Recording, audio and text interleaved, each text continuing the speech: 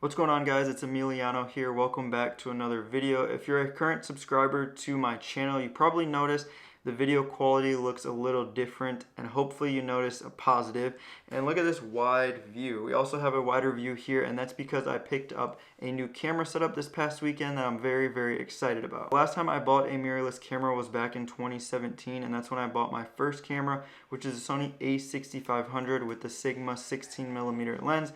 Then later on down the road, I've got a Sony 18-105 lens for my birthday, and that's been the setup I've been using for several years now. I've created a lot of different videos, and a lot of videos on this YouTube channel have been created on the Sony A7IV, including this video here or here. I don't know which side it goes on.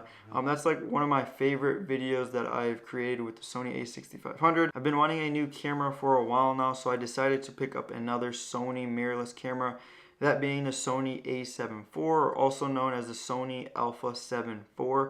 It's kind of what Sony is calling it and wants everyone else to call it, but I think Sony A7 IV just flows and sounds so much better, so I'm sticking with that. There's absolutely no issue with my Sony A7V or the A6000 series cameras. They're very good cameras. They just don't produce the video quality that I'm looking for anymore, so that's why I decided to upgrade. So there's a few things that I'm super excited about my new setup that I would like to go over, and the first thing is sensor size. So on the Sony A7V, it is an APS-C sensor, and on the A7 IV, you have a full frame sensor. So the APS-C sensor is a crop sensor of 1.5, so you have a crop of 1.5 on any lens that you're using. So I have a Sigma 16mm lens, and with the crop it's actually a field of view of 24mm. And on the Sony A7 IV, I have a 20mm lens with no crop, so we get 24mm. So we get the whole field of view, and that makes it really helpful for the kind of content that I create. And with the full frame sensor, the sensor is bigger, so it allows for more detail to enter the camera, giving you better overall image quality and better performance in low light. But where I think these newer cameras stand out and make a difference is with the 10-bit color and S-Log3. So bit depth is the amount of color being displayed in your image.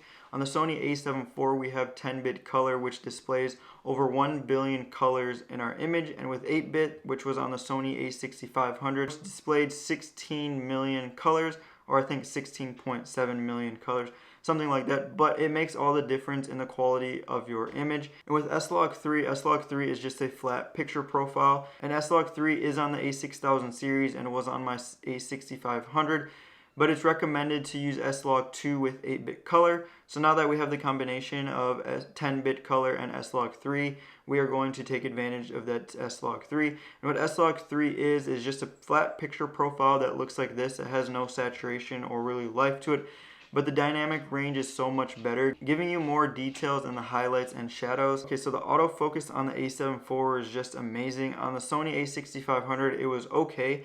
I feel like when I was trying to focus in on products, or if I was vlogging, I would sometimes be out of focus, and the camera always had a hard time focusing on certain products. So for example, in this video here, I have the Insta360, and as you can see, the camera doesn't even focus in on the clip that I shot. But now I have the Insta360 here, and check out this. Look at how fast that focuses, and then remove it, and it's back focused on my face. And then we come back in, and it's focused. I mean, for me, that makes a huge difference, because I was getting kind of tired of the autofocus not always working, and then going back and looking at it and it not being in focus, and it just kind of, for me, ruined the video. So having better autofocus is really amazing, and I'm super happy about it. Coming from the Sony A7V, I never had the luxury of using a flip out screen. I was always running back and forth, checking to see if I was in frame, exposed properly, and if I was getting the shot that I wanted to, taking so many test clips to make sure everything was good, and then filming the actual take that I was going to use. And it just became a lot of time and energy. I probably honestly could have just gotten an external monitor to hook up onto my camera, but then that just would have been more gear added to my bag, and I knew that I was going to upgrade at some point, so I just kind of left it alone and dealt with it.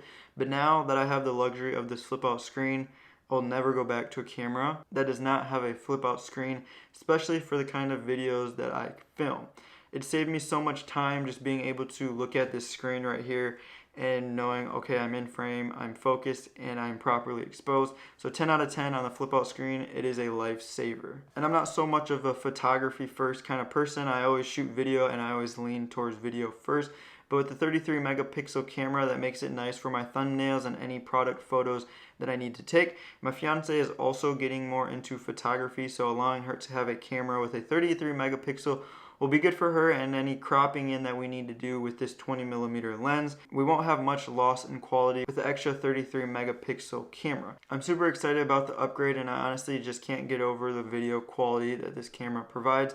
It makes me super excited to continue to create content and for the future content that will be created on this channel. If you're considering upgrading to a Sony A7IV or Sony A7S III, if you have the funds for it, I would honestly just do it. I can tell the difference in quality, and for me it makes all the difference. I feel like I keep saying that, but it honestly just gives me the look that I've been looking for. I didn't really think all of the little things on my Sony A6500 mattered that this camera has, but I can already tell it makes a lot of difference in the video quality and the image that you're producing with the colors, the quality, the autofocus and such. So I'm extremely happy with my upgrade, and I never looking back. And that's going to wrap up today's video. If you have any questions, feel free to leave them in the comments below, and I'll see you guys in the next video. Peace.